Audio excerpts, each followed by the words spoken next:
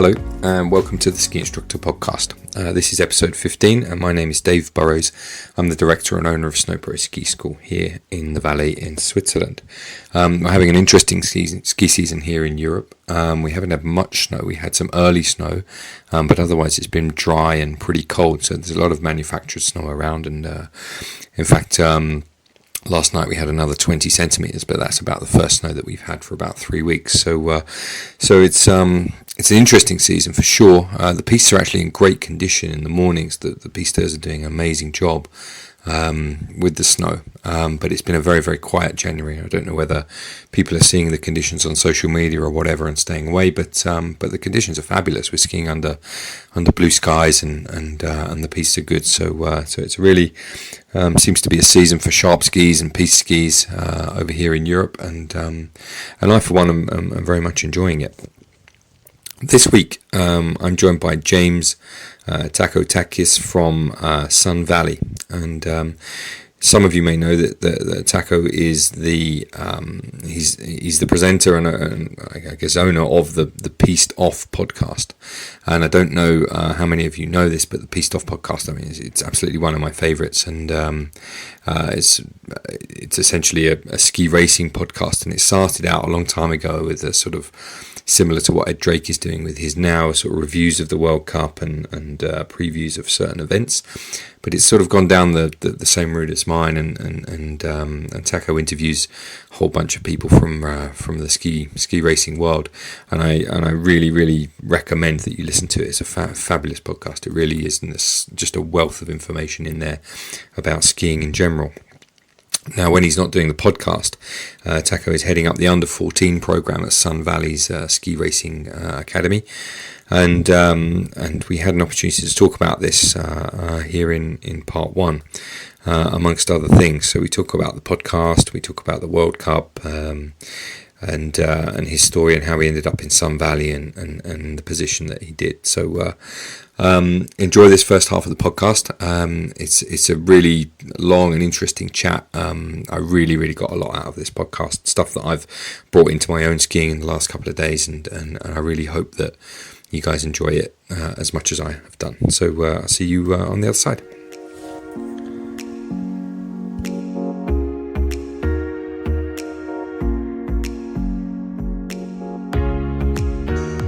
All right, welcome to the podcast, James Tautkus, otherwise known as Taco. How are you? I'm very well, thank you. Thanks for having me. Well, it's great to speak to you, and I have to say we were just talking about this earlier, but I'm like a mega fan. You know, I've been listening to your podcast, Piste Off, which I think started out. So you were doing. Tell me more about that. So you were starting out with. Is it your mate Will Brandenburg? Yeah. And you were doing basically reviews and previews of World Cup skiing events. Right? Yes, it started off. It's kind of a funny story, but yeah, Will and I both live in Sun Valley, and we both used to live in Park City, and we're friends there as well. And then we started coaching together in the Sun Valley ski program, and then a mutual friend of ours, Steve Nyman. He and his brother started Fantasy Ski Racer, and he said to Will, you know, because Will's always kind of had a hankering to comment on sports. Right. He said, why don't you have a podcast for Fantasy Ski Racer? And he and I knew we kind of wanted to do something together, something like that. And so it kind of just came up. And being a musician, I'm fairly proficient with recording equipment. So, right. Geez, this will be easy. Let's just go for it. And he had a lot of connections. And then 2 years into it, you know, and like 30 or 40 episodes later, Will's career started kind of shifting a little bit, and a baby kind of came into his picture. And, you know, I just decided, I really liked the banter more than the reviews. Yeah. And that's the stuff that kind of stays timeless. So whether you're listening to the podcast when it first comes out or a year or two down the road, it's the content is for the most part still relevant, and that's what I wanted to kind of hold on to. Yeah, and I have to say, like, so I don't know whether I was an early adopter or whatever of your your podcast, but I remember all those kind of old episodes where you were talking about the World Cup, and you've kind of pivoted your podcast, and it's gone more to I don't know, like a interview format. And some of the interviews you've been doing lately are just extraordinary. Like the one that you just did with Darren Riles. I don't know. Right. Yeah. Like that was the most amazing interview I've heard for ages. Like talk about like determination, grit, like just, you imagine plugging away for that long with like no success, and then all of a sudden like you win a World Cup downhill. It's like, what the hell? Like, it's just absolutely incredible.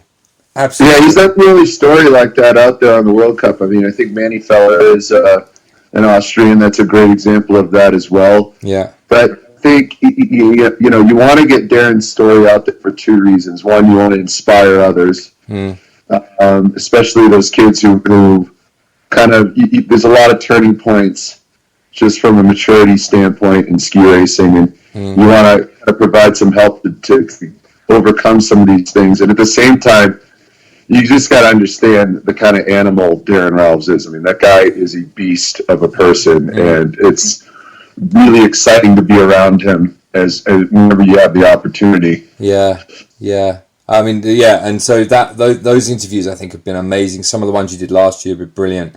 Here's some of the stories of those guys who were like touring around on the World Cup in the 60s and stuff like that. I mean, that was just brilliant.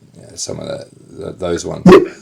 Yeah, I think the US's relationship with the World Cup is just, it's very unique, I think. And I think that on some level, I just want to kind of keep that perspective alive, because in a lot of ways it's still the same now. And I think it's important that to really appreciate the future or the present. I mean, understanding the past is a really great key to that. And I've always been a kind of a history geek anyway, like most men. So I felt it was critical to keep those stories alive. Yeah, well, so I mean, and it's interesting because what's happened is there's another podcast come out, which is the one that Ed Drake does, which is has now sort of replaced your World Cup preview and review slot, which is good listening as well. But it never goes into the, well, sometimes it goes into the depths, but the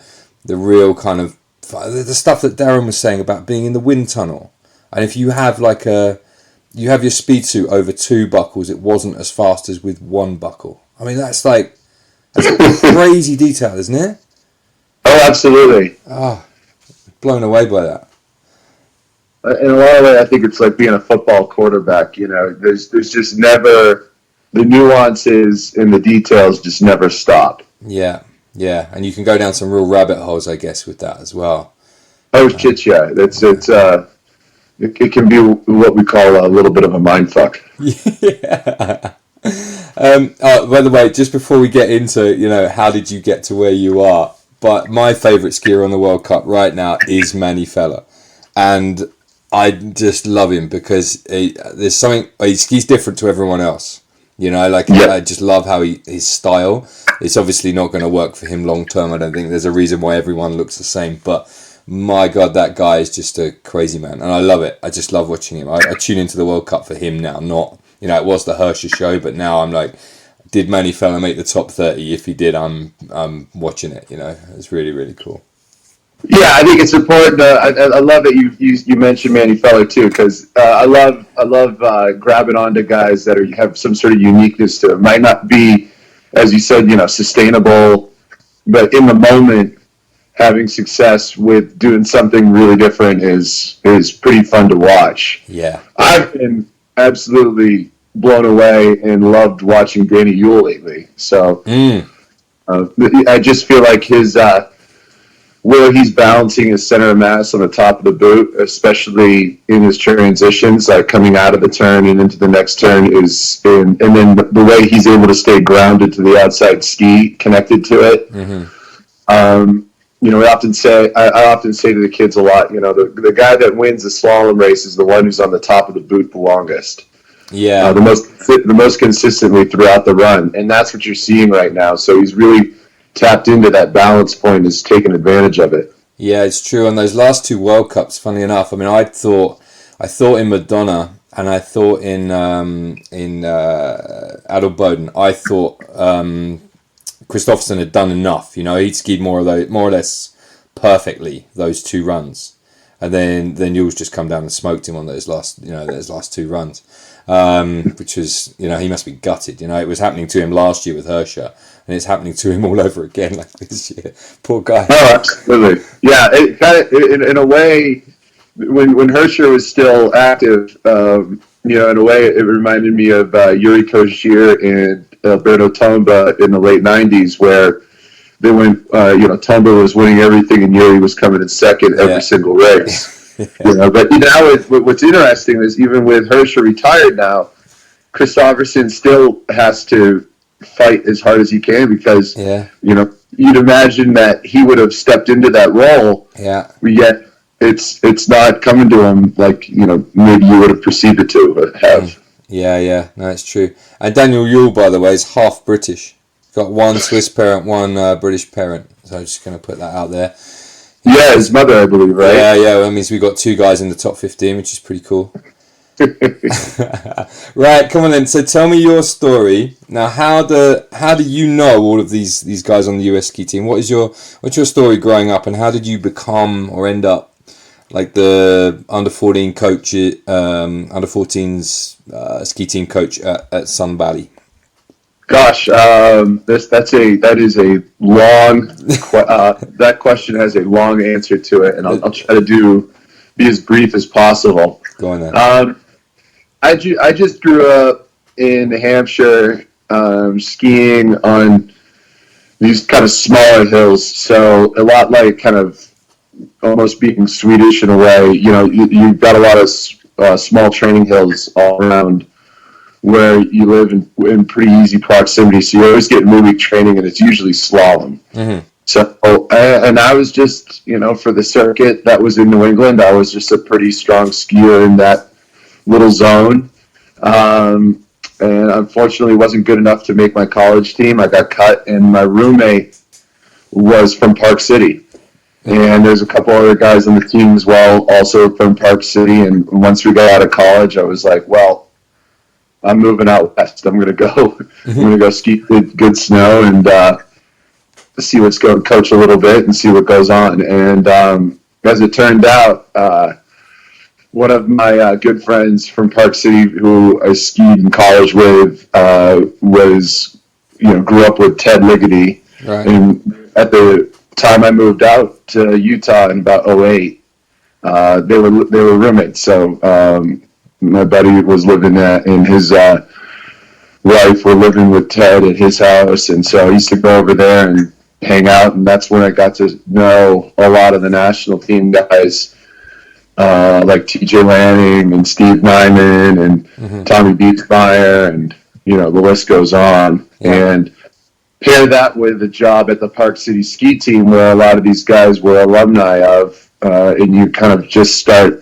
piping your way into a lot of interaction with the national team. The U.S. national team is based out of Park City, Utah. So I kind of just leveraged all those things to be more exposed to a lot. I firmly believe being a student of whatever it is that you're passionate about is an approach that always keeps you learning and always keeps you engaged and always keeps you looking for more opportunity to grow. And that's kind of how this whole thing that's the short end of how this all kind of blossomed. Now, to getting to Sun Valley, working in Utah and going to ski races all across the West, you kind of ended up a couple times a season up here in Sun Valley, and I just knew there was something really, really special about it. And so I started developing a lot of coaching friends up here, and you get to know each other on the road and on the circuit and stuff, and I'd come up and visit and hang out and do other projects with coaches from around here, and eventually it led me to meeting my wife, who was a ski racer and who grew up here in Sun Valley, and it was pretty easy to, you've got a place that you absolutely love to death and know you can live in for the rest of your life and enjoy yourself. And at the same time, you've got absolute badass wife that can ski as good as anybody, and then put those two things together, and it's like, well, what else is there? Yeah, okay, I hear you. What makes Sun Valley so special? It's just got this rich integrity that reminds us of, skiing in the heyday. We have a little bit of, it's a tight valley, so it's very limited growth in terms of expansion. The physical town of Ketchum, I think, is about 90% developed, so there's not a lot left to kind of build up around here. We have a hillside ordinance as well, and it just kind of keeps the place tight. Plus, it's even though we have an airport, it's still one of the harder places to get to. So if you're coming to Sun Valley, you're here because you really know that it's special and you really want to be here, and that makes it quite a bit more unique than, let's say, a Vail or a Park City, where you have major airports nearby, and the accessibility is quite a bit higher. And on top of that, it's got a rich heritage of ski racing, and we were the first nonprofit ski program in the country back in the 50s, 60s. The U.S. ski team based its nonprofit model off of us as well. And there's a lot of old-time national team guys hanging out here, and furthermore, for as many good skiers that live here, there's really limited ego. So everybody's pretty excited about the same things around here, and everybody's really open and interested in sharing that with each other. So it's a pretty fun community in that regard. While we're on this, then that's really sort of perked my interest, and I told you we'd go off on tangents. What is this? Why would a ski club not be a non-profit? Why? Sure. Why would it? Yeah. Is that the model in the US? In some places, what they look to make money out of the ski club, or what? I would have thought it'd be something that you do for your community.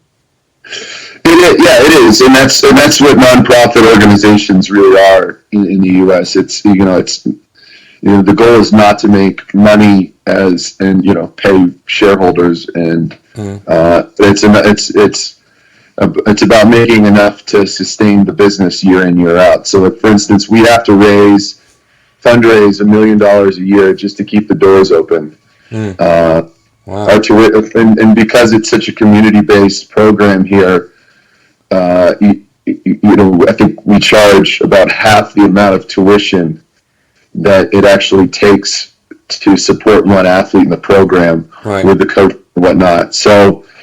And then furthermore, we just acquired a smaller little ski area down about 20 minutes south of us in Haley called Road Run. It's just got 2 surface lifts, and it really is remnant of old time ski.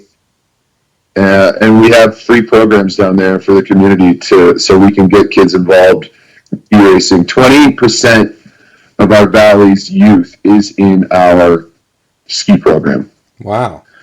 And I think it might have even grown this year. So we have roughly almost over 700 kids in our program between all of the what we offer. Yeah. And what turned me on to, so I spent a lot of time coaching FIS racing. I was always interested in the top level. How do you get there? What are the nuances, the tricks to the trade? And, I always tried to put every single job I've taken in ski coaching, going back to being a student, had to do with who I was working with rather than anything else. Like, who was I going to surround myself and learn the most from? And so that's kind of how that's how my journey kind of led itself. And after about 8 or 10 years of coaching FIS, well, I guess more like 8 or 9, I realized that I was spending a lot of time. Most of the things I was trying to correct and help correct in our athletes in the various programs had a lot to do with fundamentals. And, I would argue that, who you are as a skier is largely 80% developed by the time you're 14. So what you do in your motor skill development years is really going to shape what you're going to become. And so when I looked at the deficiencies of the kids I was working with, I realized that a lot of these things could have been better corrected when they were a lot younger, when their like body mechanics and their mindsets had bigger influence. Yeah. And so when I got to Sun Valley, this U14 position kind of opened, and I said, luckily they kind of offered it to me, and it didn't take very long for me to realize, that's probably the best opportunity for myself to have. It's a program.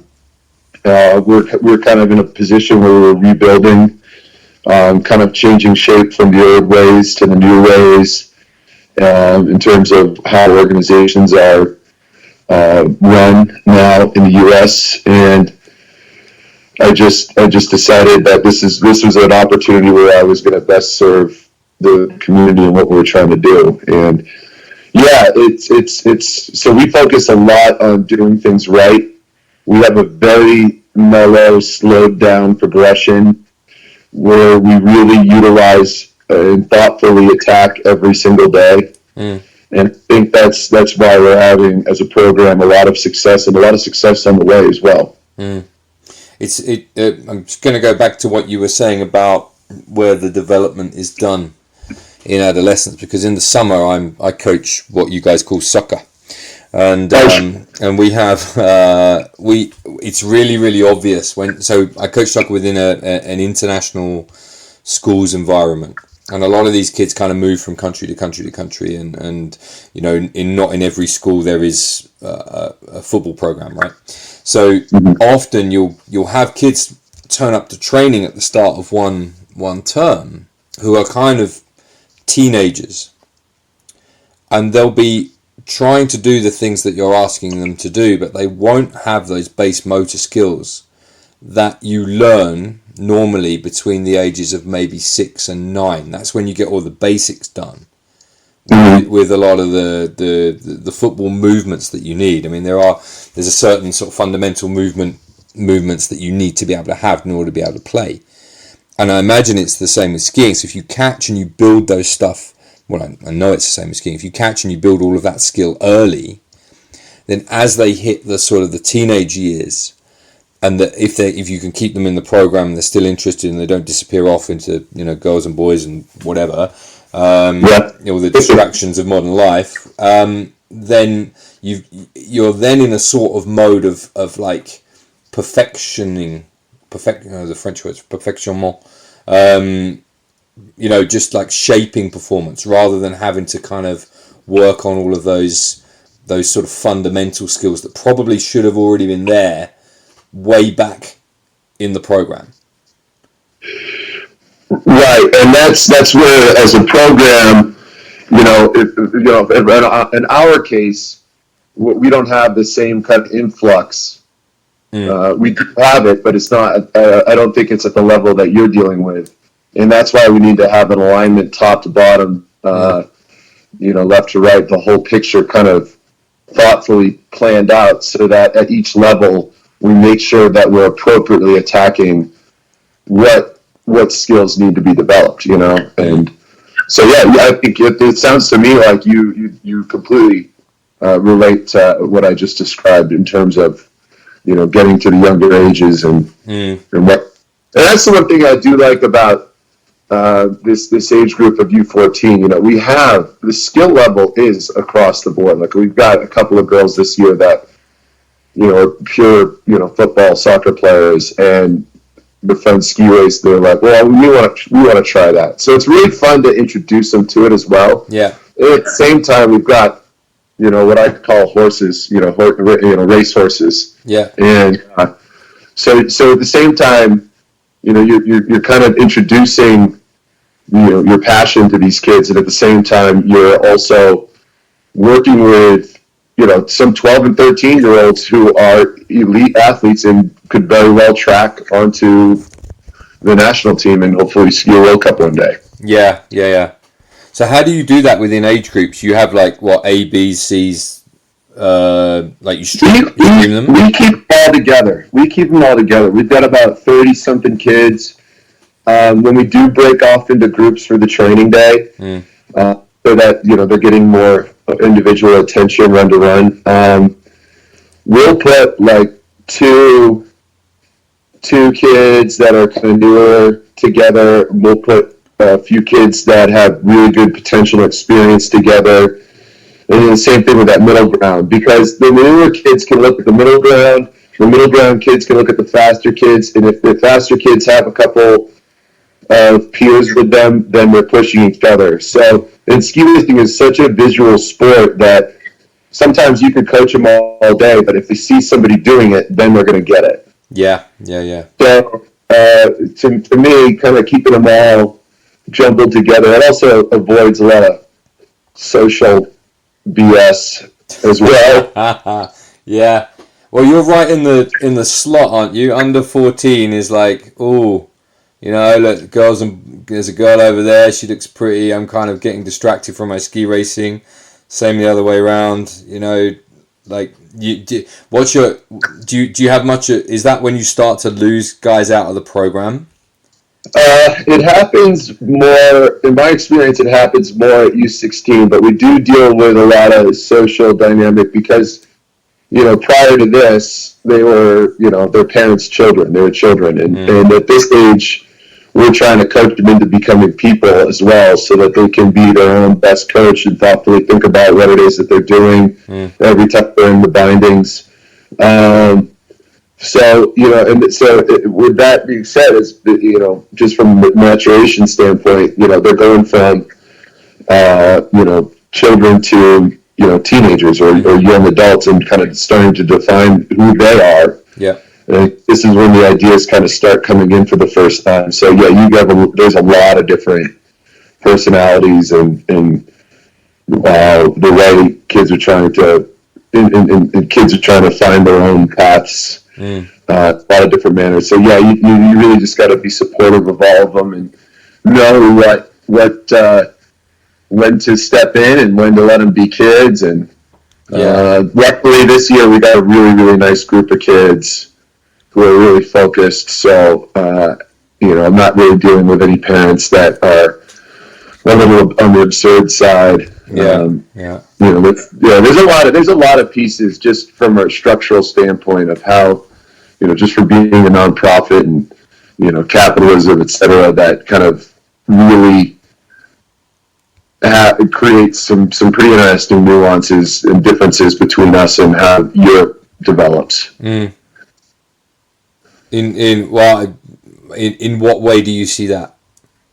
Well, there's a lot of times when you get to that FIS age level in Europe, it becomes government funded, and there's that's when the national pipeline kind of develops. So if you're not in that pipeline, you have to find your own way, and a lot of times that doesn't include continuing on. Whereas I've heard that on a number of occasions. I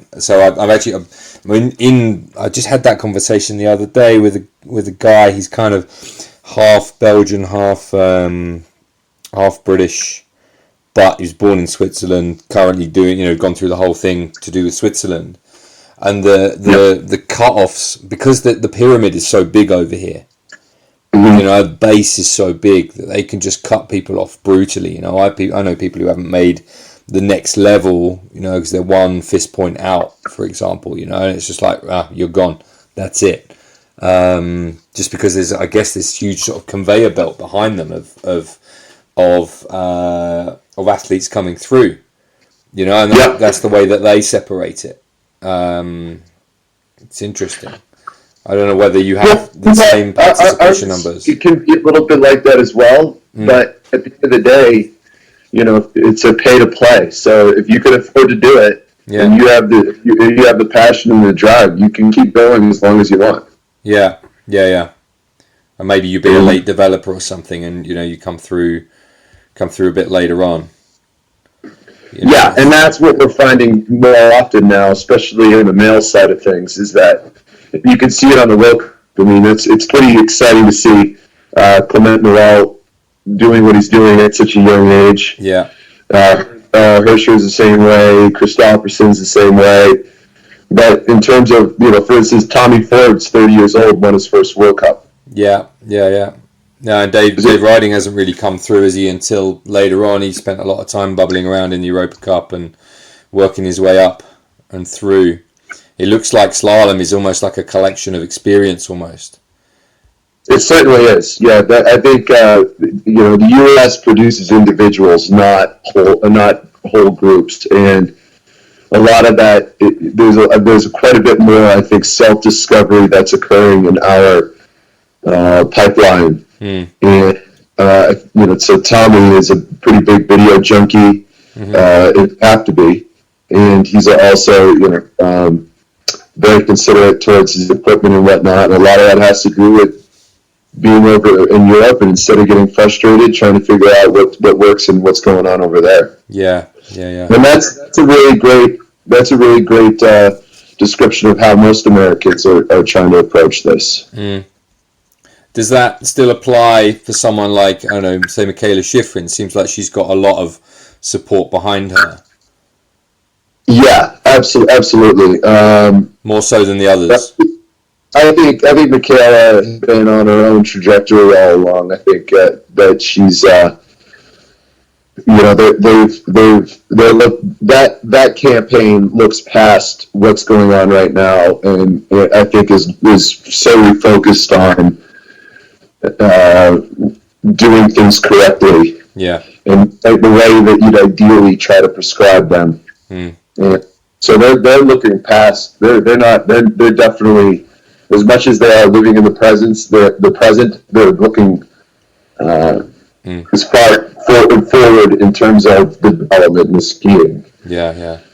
To eliminate complacency and just create, just keep looking for the bigger picture versus the right now. And I think that's something that people can get caught up in pretty easily. Just taking you back to your adolescent under 14s. Sure. Where does the ski club stand on mobile phones? I'll tell you the reason I asked this, because so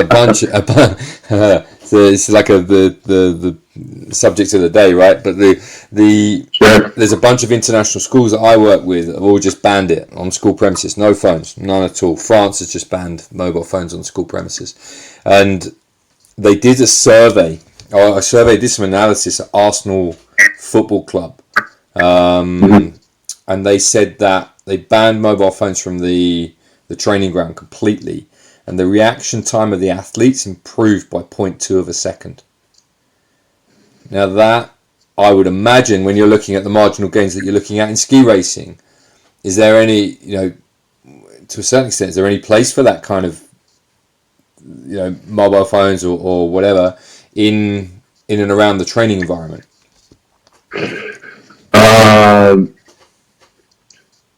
I'm writing this down because I'm blown away at what you just told me. Yeah. Improved reaction time. That's crazy. Isn't it? 0.2 of a second. I mean, this is, in terms of sprinting or I don't know, making decisions, they said that's a huge amount of time.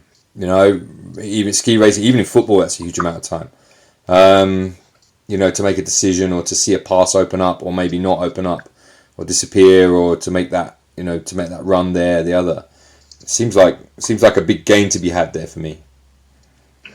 Yeah, I'm not going to argue with that. I mean, that sounds completely on point. To be honest with you, I don't really deal with too much of a phone issue with my kids. I think at the U16 age, it's a little bit more of a problem because in Idaho you can drive a car. You can get your license at 15, and this goes back. No way. Yeah, and you can get your permit at 14 and a half, and at 14 years old you can get a special license to drive tractors. So it's all based around agriculture. So it's 15-year-olds driving around.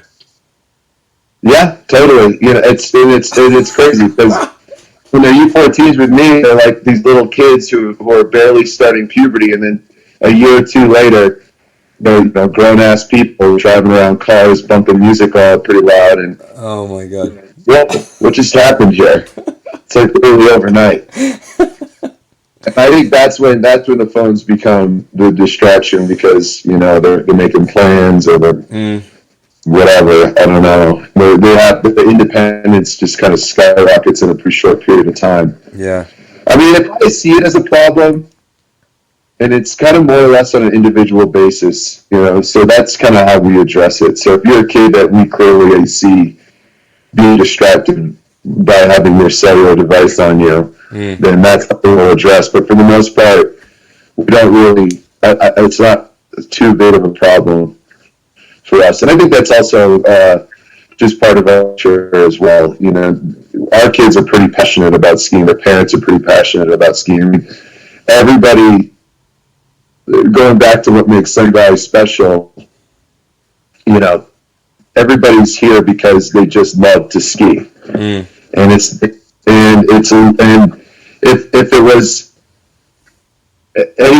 it was any less passionate than that, then they could easily be anywhere else. Yeah.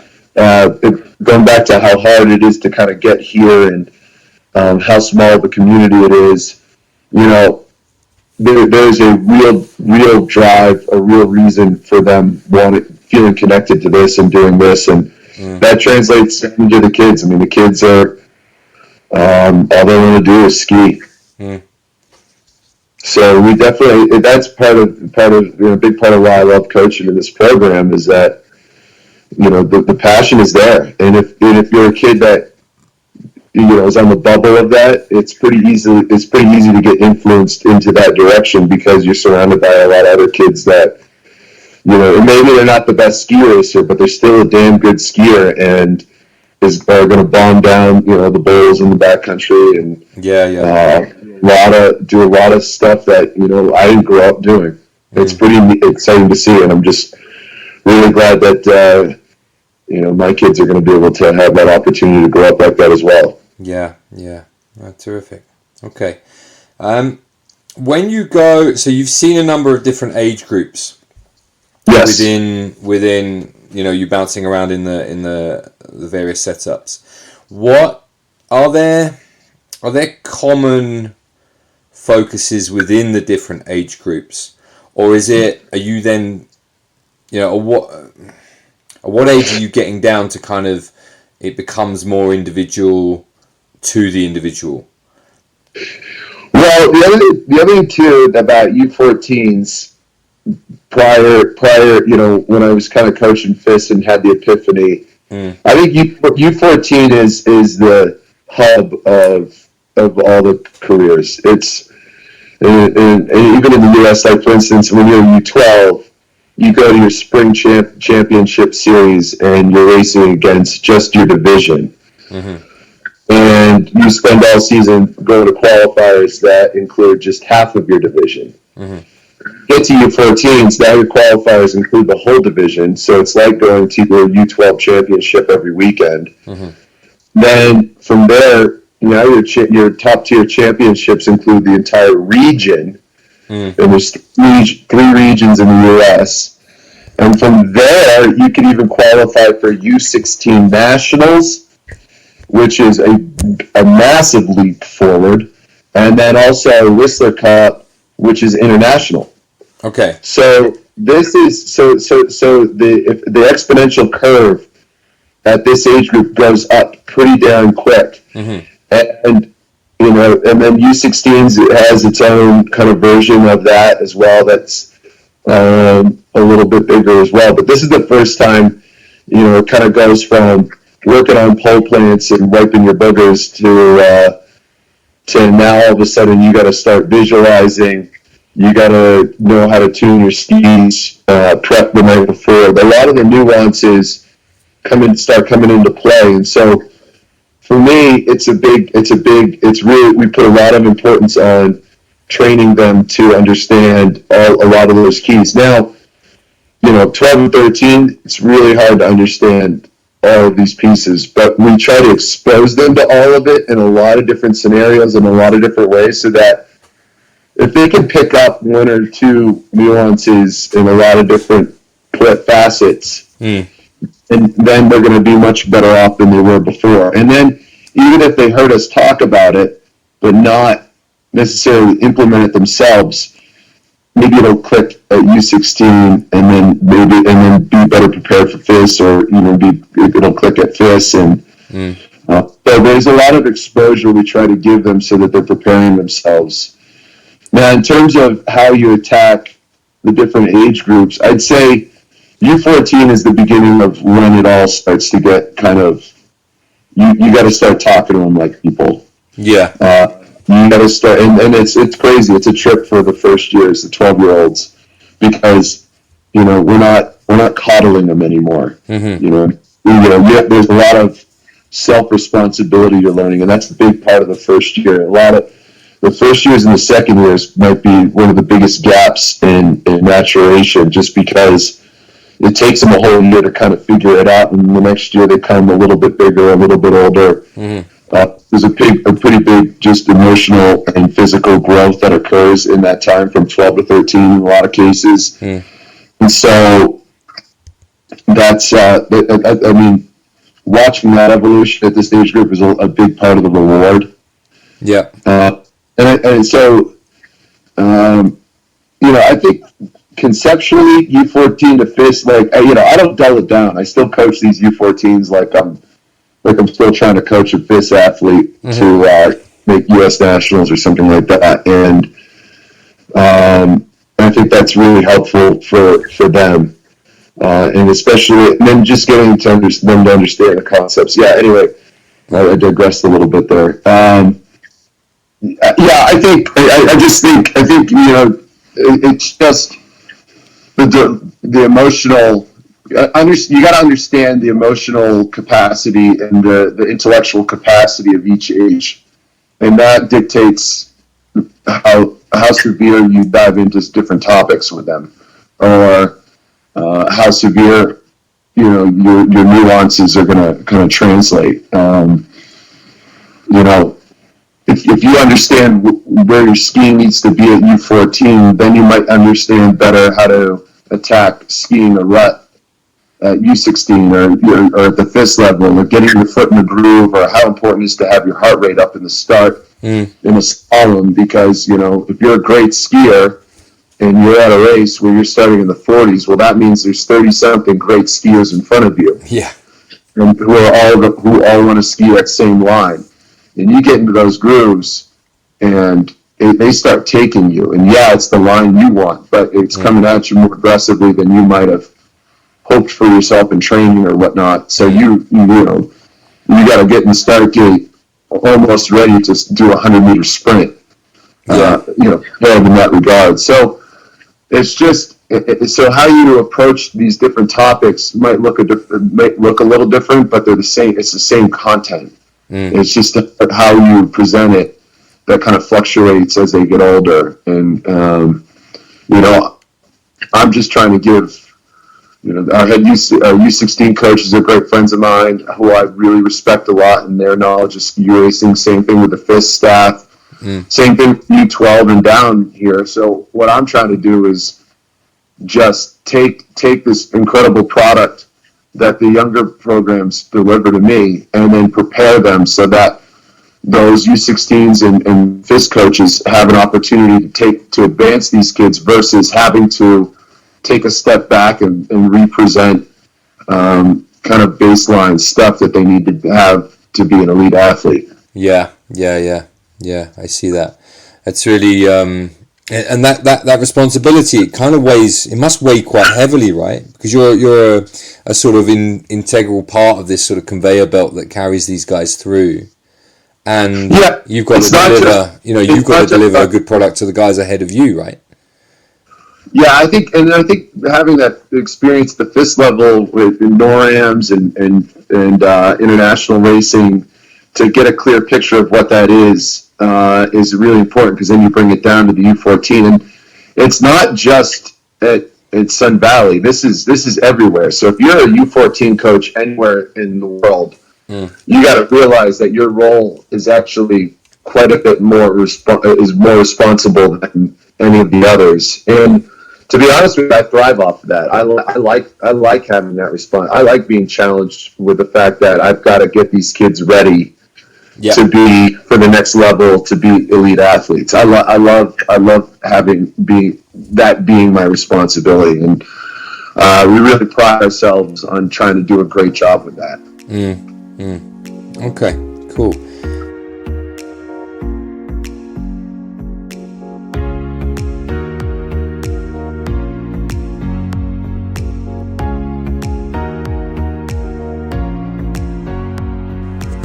So this podcast is quite different to some of the ones that we've done before, which have focused maybe on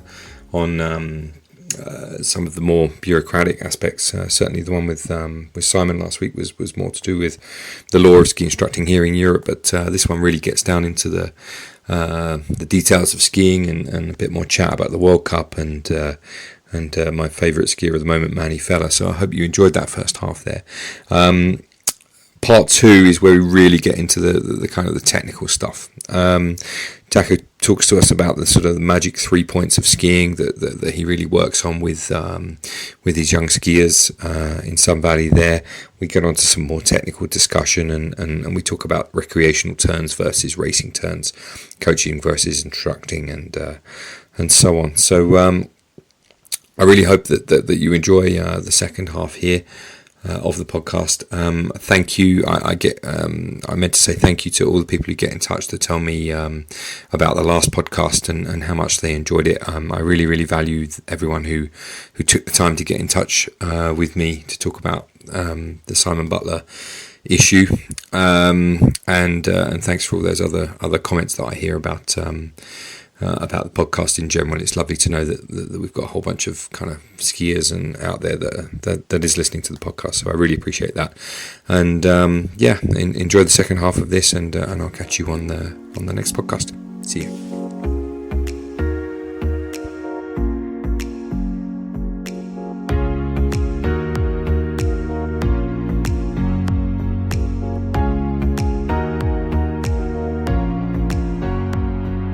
And I think our results show that we're predominantly doing a great job with it. Well, that's good, right? That's good. Yeah. And you get all the pieces in place, and it should be like that. You know, it's the result takes care of itself. You were talking about this recently, right? And I've been using this a lot as I was going through my process of doing sort of ski instructor exams. It's like you don't focus on the end, you focus on the process. You just do the process right, you put all the steps in place, you do them to your best ability, and the goal just becomes something that happens. It's not something to fixate upon. Yes, but the goal needs to be there as well, because then that's going to constantly help you reassess your the baby step goals that are there. So if you know your goal is X, then that's gonna dictate how each day is approached. Yeah, I see. And I think the real test to determine whether or not you're being successful with that is, can these kids go to a race without you or get older without you and still perform these tasks and be completely proficient without you? You don't want them to have to need you every day. Yeah. Because you're transitioning from that I need you every day to what more like a pro athlete looks like at the top end, which is you're skiing so well that your coach, your individual coach, is kind of eventually just like he's a sort of mentor, he's a sort of someone to talk to kind of figure with a decent eye. That's the sort of the way that you're trying to take them, right? Absolutely, yeah. They need to be their own best coach. They need to have a strong understanding of what they need to be doing themselves, so that they can, and then also convey and clearly communicate that. So you get away from the idea of telling an athlete what to do versus and evolving more into something that looks like a conversation about what they want to do. Yeah. I'll never forget those stories. I don't know whether they're true or not. Of like Bodie Miller when he was kind of just going and doing his own thing. He literally instead of having a coach there, he just hired a videographer. It's like, hey, you guy, you just film me, and I know my own skiing pretty well, so I can just work out what's going wrong or right myself. I don't know whether that's true or that's just like an old wives' tale, you know. Well, I got to believe that there's whether or not that what you just described is physically true. I have to believe something along those lines is because he's separated from the national team on his own for a year or two there with Team America, and he's always had his own idea of what it is that he's trying to do. And you know what? Ted isn't any different. Tommy isn't any different. Lindsay wasn't any different. I think going back to our pipeline is embracing individualism. Yeah. It's not. We don't. It is. I feel like there's 3 basic points that need to occur in everybody's skiing, and from there, however you get there, can look a lot different, and that's okay. Obviously, some ways of doing it are going to be more effective than others, and that's the difference. That's the difference between whether or not Manny Feller's technique is going to be sustainable. I certainly think that what we're seeing out of Danny Yule is massively sustainable. Yeah. And same with Christofferson for that matter. So, there's better ways of going about it than others, but in terms of biomechanics and how they initiate turns, that's all up to you. I can hear the podcast listeners screaming out, "What are those 3 points?" You're going to have to say them because they're going to want to know. In fact, I want to know, so you have to tell me. Ankles, inside half, and depth. Come on, explain. Right, I'm going to write these down. Ankles, because this actually puts me nicely into the next box we're going to talk about. Ankles, inside half. Yep. And depth. Yes. Come on then, let's start with ankles. Okay, so ankles and inside half are both technical concepts. Depth is a tactical concept. So, when I was working, Michaela's coach is a guy named Mike Day, and Mike Day is one of my greatest mentors. He actually coached before Michaela. We worked together in Vermont, and prior to that, he was. Well before Michaela, he has one of the most unique careers of any U.S. ski coach because he coached Ted Ligety both as a junior athlete and when he was winning, all his GS titles and 3 that world champs, and then he also coached Bodie Miller as a junior athlete and as a World Cup athlete. Okay. So he was there in the development phase, and he was there in the professional, winning it all sort of timeline for these guys. And we just decided, and this was kind of something I think he kind of came up with when he was really involved with Ted. And it was just a simple way of dumbing down everything into 3 boxes, and all the other nuances kind of fall into that.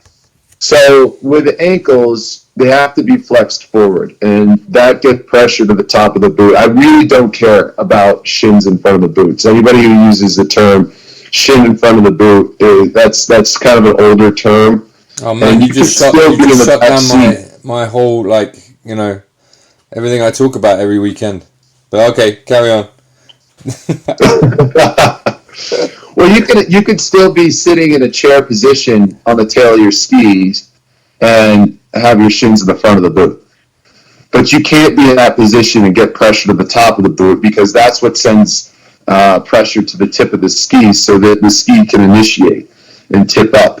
So then there's a lateral component obviously as well. But how your center of mass sits on the boot largely has to do with having that ankle flex forward. Eric Schlope used to talk about shoving his toes to the top of the boot, and I think that is a great way to start anybody who doesn't necessarily have an awareness of this yet, is just take your toes and shove them to the top of the boot, and immediately, even just standing, in a quick stance on your skis, you're going to feel that pressure immediately come. Now, where do you mean? Hang on a second. Hang on, because there's going to be some people nerding out about this, and I'm one of them. Where do you mean the top of the boot? So you take your toes and just try to push them onto the roof of the boot. Yeah, and then your ankles flex, because that's just biomechanics. They do that. So your ankles flex and your weight goes forward. Now, where do you mean on the top of the boot? If you don't mean shins on the tongue, where do you mean the top of the boot? Where is that place? The top of the tongue. The top of the tongue. So that very first part of the shin, the top part of the shin that interacts with the boot, that's where you want to feel the pressure on the boot. So where that power strap is roughly, that's where you want to be. And the ankles flex forward. And then there's another concept that I pair with that, and that's called shoulders in front of the toes. So you want the shoulders rolled and in front of the toes, so to speak, so that also continues to support the center of mass on the top of the boot. Mm-hmm. Okay. Yeah, and then another great way to look at it is also, so there's a breaking point. You have to be careful with the term shoulders in front of the toes, and the best way to kind of identify whether you've got it or not is, if you look at a profile shot of an athlete in a turn, does the torso, or even in a transition, does the torso match the lower leg? So they should roughly be at the same angle. Yeah, okay. And that's a great way to identify whether you're watching video or, usually it's through watching video, to understand where that balance point is if your core strength isn't developed enough to feel the difference yet. And to be fair, this I'm writing this around the thought bubble that says coaches versus instructing, but actually this doesn't just apply to ski racers. This kind of decent stance at transition applies to regular skiers too, right? Oh, absolutely. I think it's funny. The same skills that help generate speed in skiing are also the same skills that help you navigate, skiing down, off piste or crushing a run of powder or whatever. You still want those ankles flexed forward. Yeah. It's just whether or not, the only thing that changes is how much pressure you're shoving that hip into the top of the boot. Slalom turn versus a downhill turn versus a powder or off piste run. That to me is the real critical difference. Otherwise, the positioning stays the same. Yeah. Okay. It's interesting that, because I got a real bugbear with some people. I often have clients turn up for lessons, and it happened to me 2 or 3 times last year. And I look at the way that they're sitting in their boot, and often they'll be in some sort of, horrible rental boot or something, but it just keeps their lower legs so upright that there's nothing you can do with them. Yeah, it's also that's the other thing too, is with the ankles flex, pressure on the top of the boot. That's the most athletic place you're going to be on the ski. I mean, you can make, going back to the same things that generate speed versus, making nice turns off piste or sliding the turnaround on a steep pitch or whatever.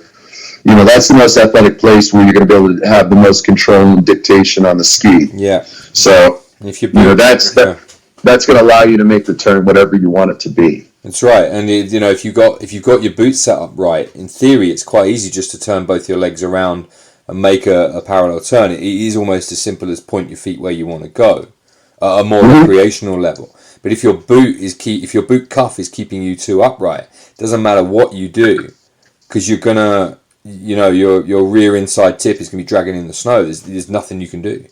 The equipment issue is massive in that respect. Yeah, for sure. There's absolutely. The boots are the most important part of any. The boots are the engine. Okay. And then inside half has a lot to do with stack positioning and level pelvis, level shoulders. So your inside half of your body, when you roll into a turn, needs to stay up so you can support the outside ski and that edge angle and getting pressure onto it. I mean, if your inside shoulder's dipped in, you can't push against the outside ski. Yeah. If you're keeping it up, then you're going to be able to get pressure to the outside ski. And then, furthermore, if you're rotated or countered, you want to use your skeletal alignment as much as possible to support what that outside ski, getting the most out of that outside ski. Mm-hmm. Yeah. So, and that also can include your hand position too. Where are your arms? What does arms forward mean to you? Yeah, I know where my arms are, and it certainly isn't forward. This terrible habit I'm trying to fix this season. It's one of my focuses. Is my habit as I go in is that my inside hand will drop. Sure. I talked to a few people about that, and they kind of think it's almost like a sort of parkour kind of thing. You have the hand down there. It sort of supports your body to go round because I'm reasonably rotary in the way I ski. But that's something that I've been thinking about a lot this year. Is like, well, okay, you plant the pole, but the pole stays up, so I don't let it drop anymore. And I'm trying to square my shoulders off a little bit or level them off a little bit more. It has quite a powerful effect on the outside ski. Actually, it gives it more grip. Yeah, keep going. Hello. Yeah, I'm here. Yeah. No, I'm sorry. I interrupted you. No, it's all right. It seems to create a better stack, so the outside ski grips better if that hand doesn't drop. It's just a habit thing, but that's one of my focuses this season. Is that exact thing? Yeah, it's amazing how subtle of a focus that is too, right? It's just so simple and really subtle in terms of the change that you need to make, but it makes all the difference in the world. Yeah, it does. Okay. And then to depth, and that for me, kind of, it's no one really likes using this word, but I haven't figured out a better way of saying it. But just being patient to let yourself get across to the rise line before you start your turn. So that's roughly somewhere above the gate. So whether it's the inside pole, the outside pole. If it's a single slalom gate, maybe just prior to. But you want to make sure your body's getting above the gate before you start that turn, because if you're not giving yourself that room, it doesn't matter how much you're rolling that edge over. Your body's going to have to tighten up and get smaller or lose some of that edge angle to be able to get yourself around the gate. And a lot of kids, especially when they come to us, kind of see the gate and they just go right for it because that's what they're trying to turn around. Whereas, what you really want to be doing is seeing the snow above the gate of where you want to start your turn. So we use a lot of brushes to kind of identify that space. I do it pretty loosely so they still have the freedom to make that decision for themselves. And then, depending on how well they can snap off the turn, that dictates where on the rise line you want to cross it. Surface also has something to do with that as well, and terrain for that matter. If it's far away, you want to be on the edge sooner because that elevation is going to want that gravity generally is against the fall line, so it's going to want to pull you down. Whereas you need to stay on line, so you're quick onto that edge to switch those edges. And then, of course, strong inside half on followays is really critical and really expose you pretty quickly. It's funny with jumping on there, but you talk about alternate words for depth, but there's a coach, a good friend of mine, Peter Kuehl. Hi, Peter, if you're listening. He talks about that, but he calls it space for speed, and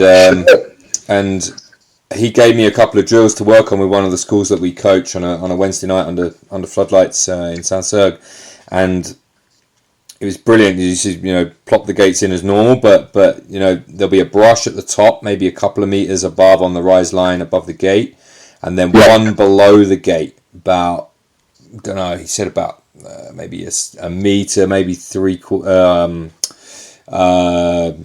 centimeters below the gate. And so you have to come into the gate above the top brush, but you have to exit the gate between the gate and the lower brush. And the difference that made with that training group was incredible. Like we did that for 2 or 3 weeks straight. But the line that they all started to ski after that was just amazing. It made such a difference to their times. It was incredible.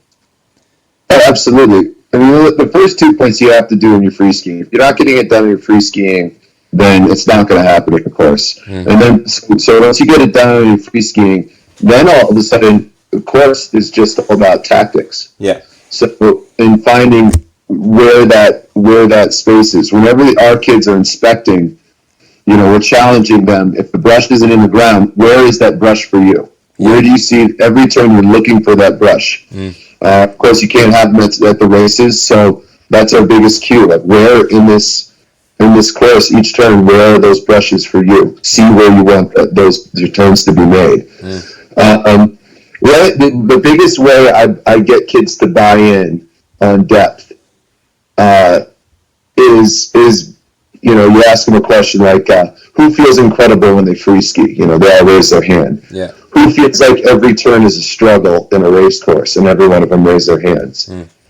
So if your turns feel like a struggle in a race course, chances are you're not being patient enough to let yourself get above that gate to make your turn. Yeah. And furthermore, in the early season, let's say the 3rd or 4th week of development, which is basically the middle of December, we'll do a lot of panel slalom with those brushes, and we'll actually make them have more depth than usual, because now all of a sudden you're taking the technical aspect and putting it into a course where now your turn is dictated, right? That's the difference between free skiing and a race course. Free skiing, you can dictate where you want your turn to be. So we use that to slow it down and get them to start and get them to focus on the technical pieces of their skiing while their turn's being dictated. And once they get comfortable with that, then you can start bringing it in. It's a hell of a lot easier to bring it in than it is to bring it out. Yeah. Because they just want to go fast, which is just fine. No, having an understanding of a line is such a crucial thing, and a lot of younger kids, they'll go straight at the gate, and they don't understand that if you go straight at the gate, you end up way below it after the gate. It doesn't work, because you can, so let's say, I spend a lot of time riding motorbikes, so you kind of, and my father was a racing driver when I was young, so he, we sort of grew up with an appreciation of what line looked like in motorsport. Sure. And you see that when you ride down the road in motorbikes and stuff like that. But the difference in motorbikes and Formula One, say, is that you've got a motor in the back of your car, so you can actually choose to attack the corner quite directly, but you'll be wider and slower out in that way, or you can go wide apex, wide again. The difference with ski racing is the only thing you've got to work with is gravity. So you don't have that option to go directly towards the gate, because you've got nothing to power you out the other side when you're low. Fair enough. Yeah. So you have to have that depth above the gate, because otherwise you're not fast. You can't use the gravity to your advantage. Yeah, absolutely. I think I mean, just like in car racing, you've got or even motorbikes, like it's how that rubber interacts with the pavement, right? Yeah. And then in skiing, it's all about how that edge and that base interacts with the snow, and you have different. I imagine as controlled of an environment as a racetrack could be, surfaces are going to change from track to track, and then weather is going to dictate that as well. So just like that, in skiing, is it soft snow? Is it hard snow? Is it wet snow? Is it a tight turn? Is it a long turn? And how you want that ski, and that's going to dictate how that ski interacts with the edge or with the snow. And so you have to make adjustments, and you have to have that bag of tricks to understand how to approach each one of them. So once you start thinking about how your ski interacts with the snow, from there you can start building game plans as to how to best attack, that particular race run. Yeah, absolutely. Yeah, and you can, to a certain extent, with that depth, that patience while you're waiting to get, no, waiting's the wrong word. While you're sort of there's that little bit of patience while you're building, you're waiting, you're going through the transition, you're waiting to the moment to turn, and at the same time you're building edge angle and you're setting up that new outside ski. That is completely also relatable to recreational skiers as well, because they do the same. One of the things that people rush, and I just did that with, we just did a whole session on that with my midweek group from last week. Hello, midweek group. If you're out there, hi Lucy. Is that you've got to have that patience of the setup. You've got to let the skis run flat, and then gradually start to bring it in. If you go straight full load from one edge to the other edge, you've got nowhere to go if you've loaded up the edge completely. Sure. Yeah, you're pretty limited at that point. And so if you're limited at that point, would you want to put yourself in, if you're back on a race course, don't you want to put yourself in that position where that limitation works for you? Yeah. And the reason why the top of the turn is such an important aspect of where and how you do it is that's with gravity, right? That's when you're entering the fall line. That's the Norwegians call that free speed. Yeah. So it's for free. You don't have to work for it. Well, you work for it, but it doesn't take the same amount of energy as if you were fighting it. Mm-hmm. And so if you kind of look at it that way, like this is a handout. You want to take that handout. Of course, you want to have the opportunity to use that in your favor versus fighting it. Mm-hmm. And so that's why the top of the turn is such a critical piece. Yeah, it's true. I was doing that myself on my way back from somewhere today, and I was thinking I was going down something that was kind of, relatively manufactured snow, scraped all back to ice.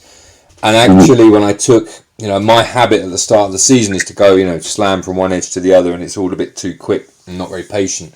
And actually, I was like, okay, well, no, we're down here, let's set it up. And you don't get so much of that sort of juddering and jarring if you set the ski up well at the top of the turn. It doesn't have that same kind of, that horrible thing that the tourists and the regular skiers hate when you're skiing on that kind of surface where it's sort of, vibrating and scratchy and horrible. If you take the time to set the ski up at the top of the turn, you manage the pressure better around that turn. Yeah, absolutely. At that point, you don't have to have the sharpest edges in the world. If you get that gauge, it'll cut right through. Yeah. Going back to kind of something you mentioned earlier between recreational and racing, I mean, I think the biggest fundamental difference with turns as a recreational skier versus a racer is turns in recreation, turns help control the speed. Yes. Within racing, you're using the turns to generate speed. Yeah. Whereas really in that 27-meter, kind of use up the 165 slalom ski was established. We realize, making turns and going in a straight line, you are actually generating more speed from turning than just going straight down the hill. Yes. So now we're not only using the turns so we can cleanly get around the gate, we're using the turn to generate more speed into the next one. And that to me is the biggest fundamental difference between, from ski instruction to coaching racing. Yeah, I was hoping we'd get to that because that is, that's where I see it as it is two different ends of the spectrum, isn't it? We're generally teaching people, I talk all day to people about using turn shape to control the speed, and that is the polar opposite with what you guys are doing. You're interested in getting down there as fast as possible. Yeah, and of course, these kids through their, 6, 7 years old, all the way up until they get to me, are learning those fundamentals that, you're teaching at a recreational level, so that by the time they get to us, we can talk about that. We can attack that aspect, because their knowledge and feeling and understanding for it is further advanced. Yeah, that's right. So that to me, that's that I do a little bit of ski instructing now and again, like helping friends out or whatnot, just because, I love the sport so much. And if it means someone else is going to enjoy it more, then I'm all for it. Yeah. But, to me, in instruction, I think you make a lot more money. Okay. But I think with regards to racing, to be able to be so much more in depth is much more exciting, and at the same time having the time. Instruction. You could have a client that comes up. Maybe you see him. If you have a really good, steady client, maybe you see him 2 weeks a season. Maybe a week here, a week there, 2 weeks at once. Yeah. At that. Versus, I'm with these kids for literally a third of the year. Yeah. You build nice relationships then. You have an influence on what they're doing and how they're getting better. Yeah. And so that consistency of development, that autonomy is that's the piece that I think is makes it really exciting, because then you end up getting to be way more influential. Yeah, that's great, isn't it? And you get to that moment where, there's probably stuff that those kids that have come through you, you're going to say something to them. You won't know what it is, but you'll end up saying something to them that really, really had, or one of you. It might not even be you. Like, it might be the guy in the next age group or the one below. You'll say something to that kid, and that kid will take that through their whole life. And when they're like 55 or something, they'll be like, yeah, you remember that guy Taco? He said this to me, way back when. And you have that opportunity when you're with kids for that long. Oh, I think it's whether they get it with you or not. I mean, I definitely, I remember when I was taking a postgraduate year racing, I had this French coach, Sam Bertacchi, and everything that he tried to coach and put into me, like at the time, like I just hadn't been around somebody at that level or thought about it or coached it the way he had. Mm-hmm. And I mean, it was literally 2 years later, everything that he was trying to tell me clicked. Ah, yeah. And, and so at the time, you're in the moment getting coached, you're like, yeah, I hear what you're saying. I just don't, yeah. The thoughts aren't connecting. And then literally 2 years later, it was like, wow. Uh-huh. And that coaching for one season then carried by progression for 2 seasons after that, Yeah.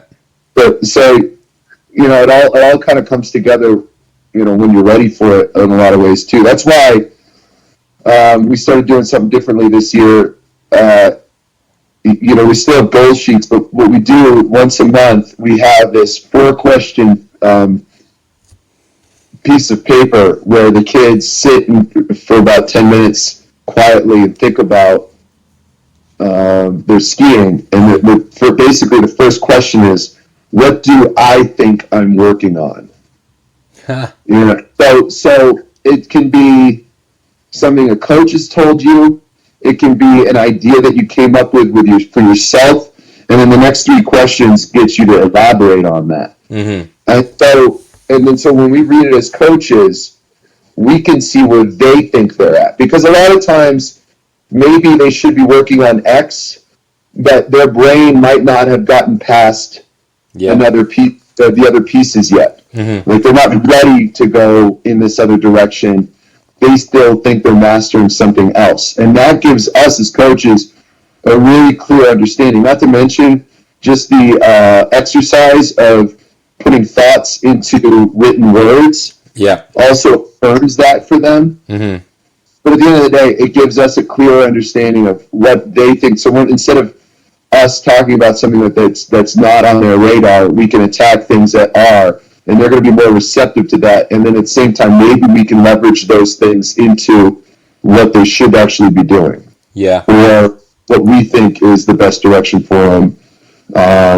We're not always going to be right, but this bridges that gap very clearly. And I think that's something that's appropriate to do, whether you're coaching FIS kids or U14s or U12s, And then again, it also, because it has the follow-up questions, it gets them to really clearly explain what their idea of these things are as well. So, if you're a kid who's just saying, "Oh, I got to keep my hands up," and you don't know what that means, well, you really don't have an understanding of what your skiing is supposed to be doing. Yeah. But if you can clearly explain what hands up forward mean to you, that might include keeping your inside hand up. Now you have an athlete that can paint that picture. And if they can't clearly explain it, well, then you got to keep working with them so that they do, because you have to understand it from a fundamental standpoint in order to implement it. It can't just be, I'm working on keeping my hands forward. Well, to be honest with you, there's moments where keeping your hands forward actually prohibits the skiing. Yeah. So that's a big part of what we're trying to do. No, it's really cool. It's nice, and that goes with the that carries on with that idea of independent thought, doesn't it? You're progressing people to the next level. And I feel like you could do that within ski instruction as well. Like, so for instance, like I've got this one guy that I ski with maybe like every other week, which is great because then he spends 2 weeks thinking about what we talked about, and then he's able to come back with an understanding of what it is, and we're able to elaborate on it. But you could do that with any instructor. It's not like, the worst thing you can do with somebody, I think, is, take them down the bunny slope, the easy slope, see their skiing and start telling them what to do. Yeah. What you really want to do, you can go take that run, but ask them what they think. What are they focusing on? What are you focusing on? What are you thinking about in your skiing? Because if you're only going to be with them that day or that week, then you can at least give them ideas to expand on that can still help them take their skiing to where it needs to go so they can successfully navigate off-piste or steep runs or, whatever it is that they're trying to do. So that's not just a racing thing, No, one of the things I'm trying to do at the moment, well, I'm not trying to do, I've always done it, but is in addition to just saying, this is what we're doing down on the bunny slope, you've got to explain the why behind it. You've got to give people that information, because if they don't have the reason why behind it, then they're not going to get to this place that you're talking about. So what is the point of me doing this? Well, this is the reason why. Here is why it works, and then you can go away and play with these things.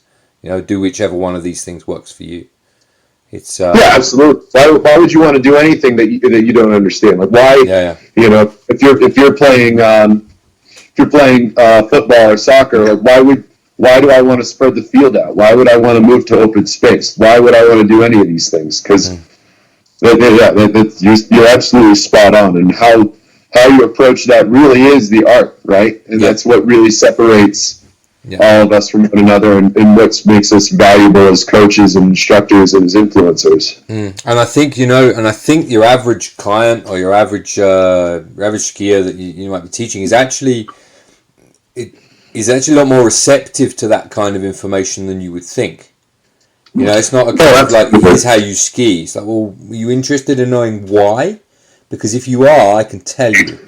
There's a balance between spamming them with too much information, but to understand the reason why you might want to use a bit of flexion in a snowplow, for example, for some people that's interesting. They'll be like, oh, okay, I understand, that makes sense, and then they know, right? They've got that bit of information, and they can go away and they can deploy it as and when they need to deploy it. It's important that.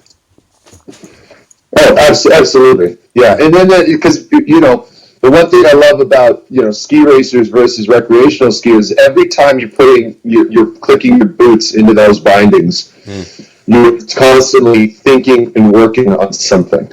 Yeah. Understanding the why is going to build the severity as how critical you think and focus on those things. Yeah. We've just started an entry level ski instructor qualification course with our ski school, and I said to these guys, look, be warned, because you will never be able to, at the moment you're in this sort of stage of bliss, like you ski, but you don't have to think about anything. But once you know some stuff, you'll be thinking about every turn for the rest of your life, and sometimes it really sucks. Well, I think it's going back to explaining the why and over talking. I think the more clearly you understand it, the more you can dull it down. It's kind of like that Einstein's quote, intellectual people or smart people are able to take, complex information and dial it down into, really simple points. Yeah. And so, and that, to be able to do that means, to begin with, you have to have a clear, very, very clear, full encompassed idea of what that is to begin with.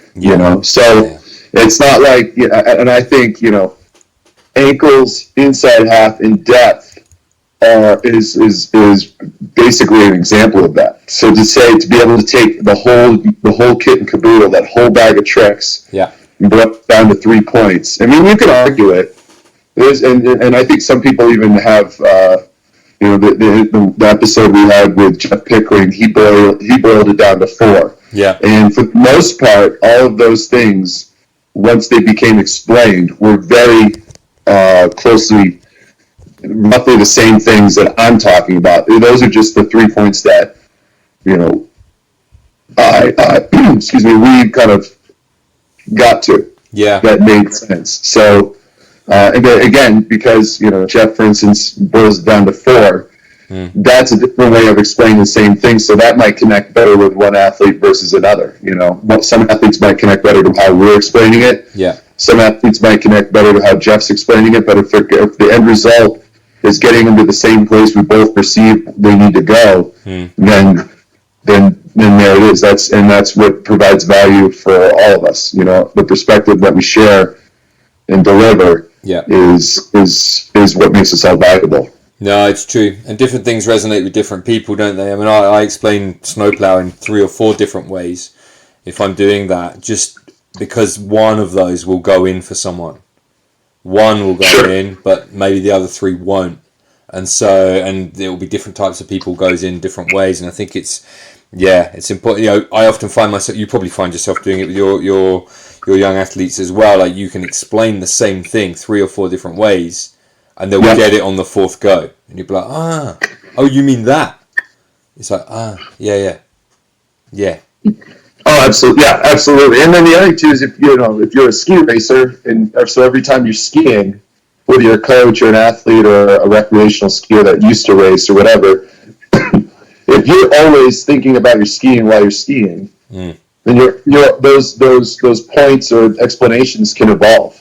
Yeah. For instance, I've been working on my inside half skiing quite a bit, and this is an epiphany I kind of had for myself in my own skiing that allowed me to help make some pretty big change this past week with some of our less developed kids. And I used to think, inside half, you can think of the pinch on the outside hip. You can think of the tug on the inside low back. You can think of the tug of the muscles or the tendons on the inside hip. If you're feeling those things, then you can identify if you're doing it or not. So those are just cues. But you can think about keeping the inside hand up to keep your inside shoulder up. But or you could talk about keeping the hips level. And I've thought about all those things lately while I was doing my own skiing, trying to correct this deficiency that I was having, and none of them really connected for me. None of them were really working. I felt like every time the shoulders to me was too disconnected from the feet, because I'm always thinking about that edge interaction, that feeling of how that edge interacts, because it tells you if you're generating speed or if you're doing things right. Against or with gravity. And then when I thought about my hips, I ended up getting countered, dumping it in a little bit. And so finally it occurred to me, if I think about having a level pelvis, and that mechanically felt like it connected to the knee and the ankle more. So it was the next, and obviously the hips come after the ankle and the knee have done their work. Then as you in the hip, then that's when the hip comes in. And so thinking about keeping my pelvis level, all of a sudden connected all those dots and had a stronger position in the turn. So then I was able to go to training. I said, hey, what do we think about take us all these ideas that we have about how we're attacking our inside half, clean them out, start from scratch. Let's think about just keeping the pelvis level. And of course, you do a couple exercises to get them to kind of feel that and think about it. And back on it, I started connecting with like 3 athletes who, we've been talking about inside half with for the last 18 months. Yeah. Amazing. So I think, in a lot of ways, you have to be continuing to think about your own skiing. And the other thing I also find with doing self-discovery in your own skiing is, especially as being a ski coach, is listen to yourself. A lot of times, if I'm not feeling something, if something feels off in my skiing, chances are it's a concept I talk about every single day with these kids. I'm just not listening to myself talking, and trying to do it my skiing. No, it's true, right? I think there's a sort of, you can have, I don't know what you call it, like it's almost like a physical empathy that you can have. Like if you're analyzing your own skiing a lot of the time, I'll often do that with clients who, let's say they're struggling with a certain one thing, and I'll say, okay, well, really try and tune into my own body, try and mimic what their problem is, and then you can kind of feel where it comes from. Absolutely. Yeah, especially if you understand how they're thinking about it, Yeah. It's okay to not have the answers right off the bat. It's okay. Yeah. No, you're right. You're right. Right, look, I know you've got to be somewhere reasonably soon. So what I'm going to do, we're an hour and a half in now, so everyone's probably fallen asleep already anyway. But what I normally do at the end of these is like say, well, look, if anyone needs to find you, or where can people find you? Like, where would they go about finding you, Taco? Well, there's our Instagram account, Piste Off Podcast. You can direct message me there. I got to be honest, Facebook probably isn't the best method of doing it. But I would say direct message me on Instagram, Piste Off Podcast. Otherwise, my Tautkus at sbscf.org is another avenue. That's my email with the ski club. So okay, happy to talk skiing and that's provide as many resources as I can. Yeah, it's nice to be thought of as a resource. Yeah, well, I'm the Piste Off podcast. I heartily recommend it. It's one of the best ones out there, as far as I'm concerned. And I love, for my long journeys that I'm constantly backwards and forwards between places, and just putting those on play. It's just brilliant. It's lovely. It's really, really cool. Well, I appreciate that. Thank you so much. That's all right. Well, thank you so much for doing them. Taking the time. It's lovely. I guess you're doing it for similar reasons that I am. Is you just want to talk to people about skiing, and that's how it is. Yeah, absolutely. And I think the podcasts are a great medium to use, because what do? You drive to go skiing every weekend. You drive to the races. You're in the car. Yeah. You can't, and not to mention when you talk about print media, whether it's on a website or whatnot, there's a lot of dull dumb content. Yeah. So there's very little opportunity to actually get the thoughts and the whole story out there, and it's a lot easier to listen and read. There's a lot of people who say, the podcast, the long format podcast is, and this is, all of you out there are hating on me for having long podcasts. I don't care, because the long form podcast is you can really get, we would never, if we'd have had like 20 minutes like some of the other podcasts, you'd never have got into any of that chat that we just got into, and you've got guys like Joe Rogan going on for like 3-4 hours, and it's fascinating. It's just brilliant. It's what else are you going to be doing in your car? No, absolutely. Yeah, and I think that's I love that's the thing too about the formats that you and I both have with our podcasts is, Joe Rogan clearly identifies, clearly shows that you can have success with that. So if it's a random, conversation that's going on for 3 or 4 hours, and you're just taking it where it needs to go naturally, you're still going to have people listening. Yeah. So because it's as much as people have given me think they're giving me helpful tips on how to improve the production value. Yeah. Right there, case in point. Yeah. No, it doesn't have to be. It can be exactly what we just did. Yeah, exactly.